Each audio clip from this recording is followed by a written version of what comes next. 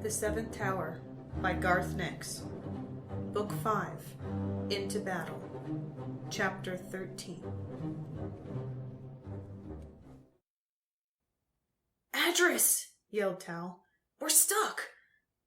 Don't shout, grumbled Adras. His voice was incredibly loud, right at Tal's ear. Do you mean I don't have to stay still? Tal's arms suddenly spread wide and his legs shuffled forward. The suit toppled. Reflexively, Tal tried to put his hands down to break the fall, but his arms were wrenched the other way. They bounced once, got halfway up, then Tal found his knees bending and his arms windmilling. Finally, he realized what was happening. Adras had stopped Tal moving before, and now the Storm Shepherd's movements were directing the armor.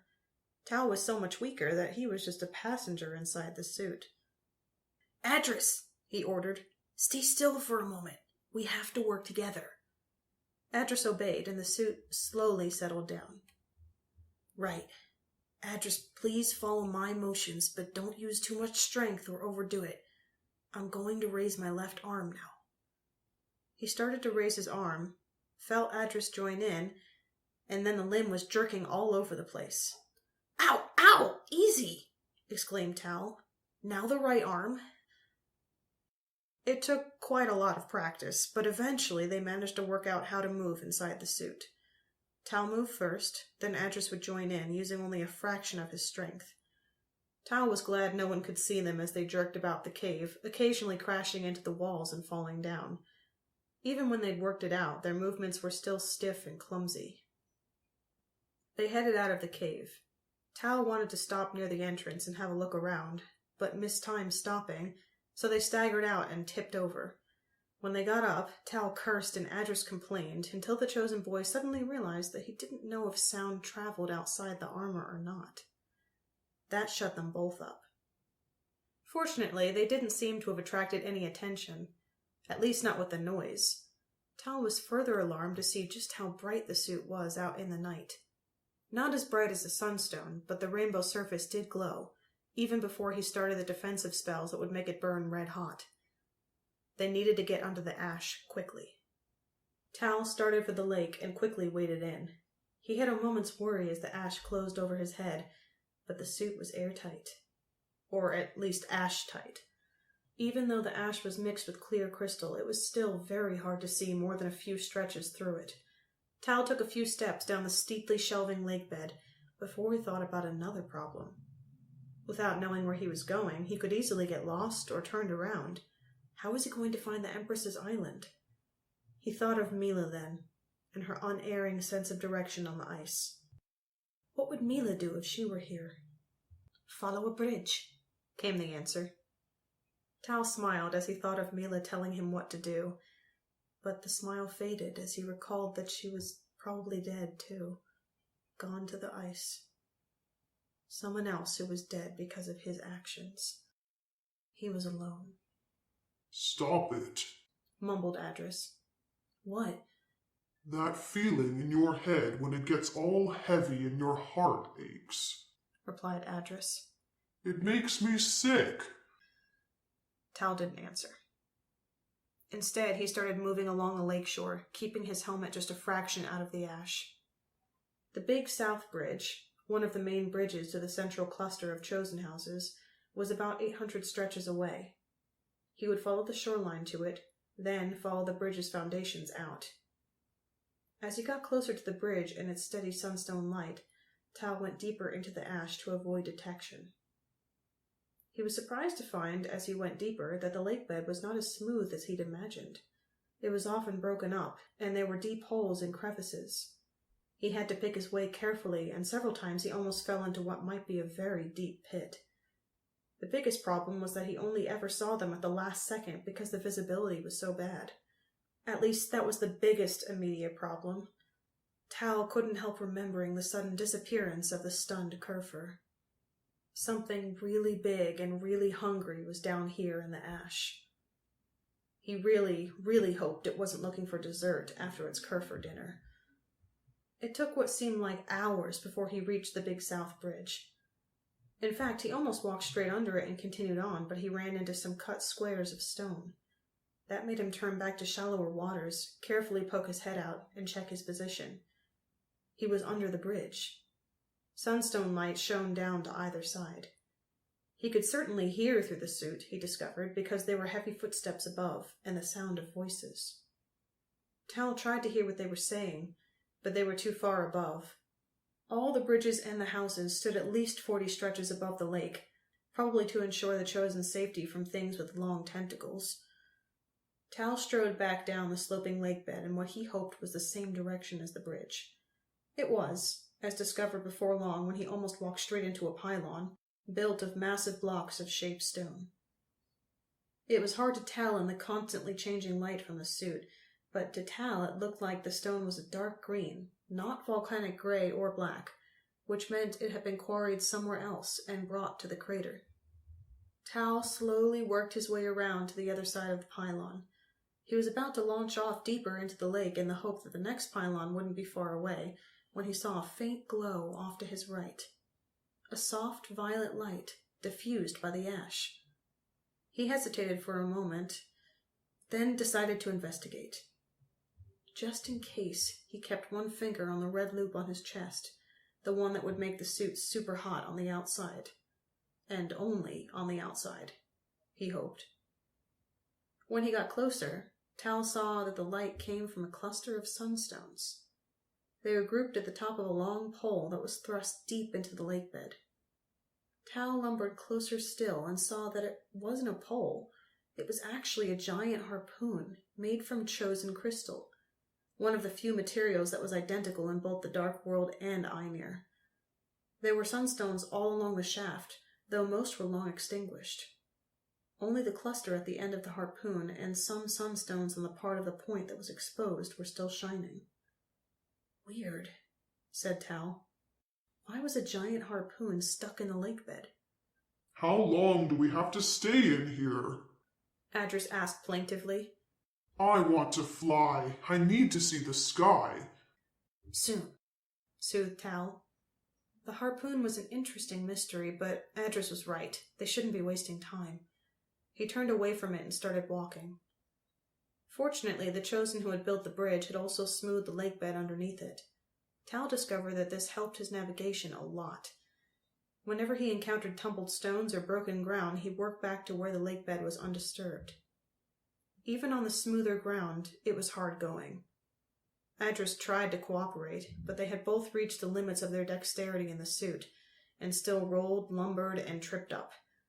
Their chromatic armor walking would make a great show for chosen children, Tal thought, as they got their legs unsynchronized and came to a sudden, swaying halt. As they got going again, Tal saw another glow ahead.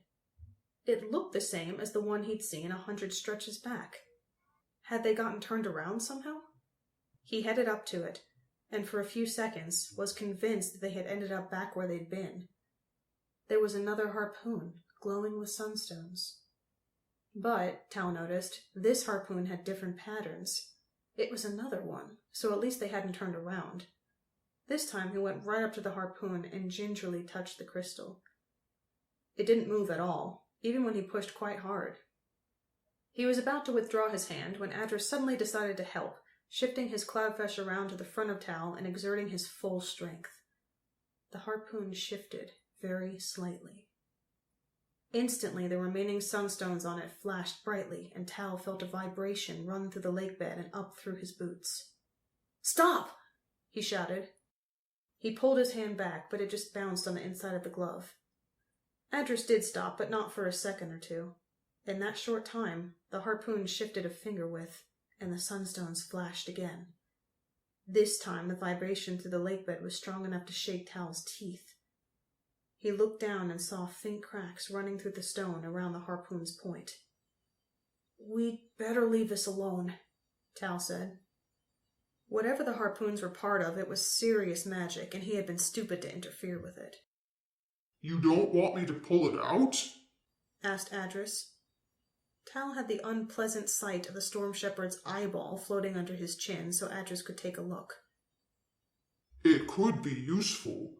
We could stick Sushin with it, like Mila did. "No," replied Tal hastily. "Come on." They backed away, almost falling over, then took a wide circle around the harpoon. As Tal had half expected, there was another pylon just beyond the harpoon. He went around it, and when he saw a familiar glow on the other side, didn't go and investigate. "Concentrate on the task," Tal whispered to himself as he successfully put one foot in front of another. "What?" asked Adras. The Storm Shepherd apparently couldn't walk and talk at the same time, because the next step stalled as Tal moved his leg forward and Adras didn't. They only managed to recover by taking a series of tiny hopping steps that Tal knew looked particularly stupid. "What did you say?" Adras asked again. Tal took a deep breath. Adras wasn't the only one who wanted out of the suit. "I didn't say anything to you," Tal said as calmly as he could. "I was talking to myself." Adras snorted, nearly blowing Tal's eardrums in. "How much farther is it?" "I don't know." Adras didn't talk after that for quite a long time, as they found and went around 2 more pylons. Unfortunately, it wasn't a companionable silence. It was a sulky, semi-silence punctuated by snorts and long-suffering sighs. Adras also kept his eyeballs floating around at the edge of Tal's vision, just in front of the boy's ears, though he could see perfectly well if he left them on Tal's shoulders. Tal was thinking they should hit the 6th pylon soon when Adras spoke again. "What's that?" "I don't know," Tal answered automatically, before he even saw what Adras was referring to. When he did see it, his hand went instantly to the red loop and pulled it. For once, Adras cooperated perfectly. Unfortunately, they should have stopped first. Their last, fateful step had carried them straight into the thing Adras had spotted a second before. A wall of white scales, higher than Tal, stretched as far as he could see to the left and right. As they touched it, the scaly flesh rippled, but the thing didn't move. Tal looked up and along, his heart hammering in his chest. It was some sort of worm or snake thing, but far larger than it had a right to be. As far as he could tell, it was actually wrapped around the next pylon. The scales rippled again. The worm flexed a little, and the section in front of Tal slid along a few stretches, sending waves through the ash. "The head must be that way," Tal whispered. He didn't know why he was whispering.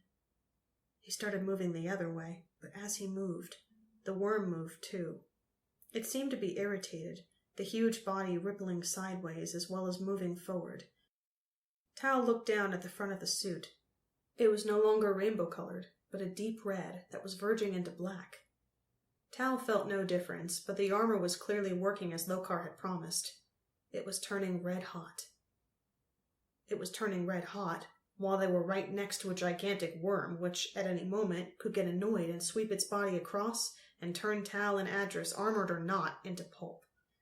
"Back up," Tal said urgently as the worm got more and more agitated.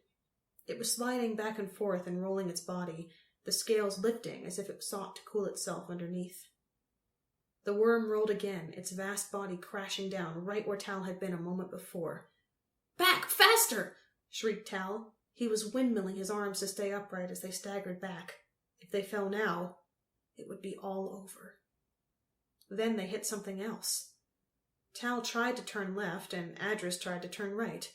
Adras won, but the suit spun out of control, pitching them to the lake bed. They landed face up. Tal stared as the worm rolled closer and closer.